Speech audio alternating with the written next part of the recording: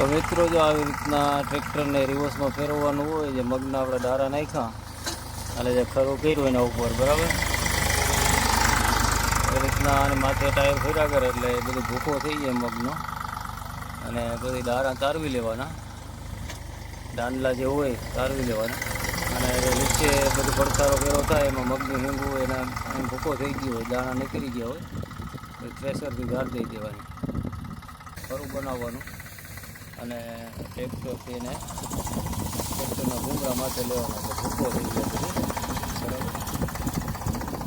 પછી આને થ્રેશરમાં આની ધાર દેવાની હોય અને ખરું જોઈએ એનું ખરું બનાવવાનું હોય. ટ્રેક્ટર છે આઈસર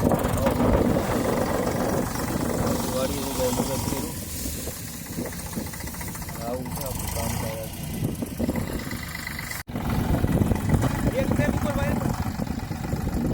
એક બ્રેક મારે ને તો અહીંયા વરી જાય ને. મિત્રો આપણું જે થ્રેશર છે ચાલુ છે. આવી રીતના ઉપરથી જે પગરણ કર્યું આપણે ઓળવાનું હોય, ઓવરથી નીચો નથી ઉતાર્યો, ઉપરથી ધાર દેવાથી જ આવી રીતના. અને આપણે મગ બચાવીએ ચોખ્ખા એકદમ આવે છે મગ.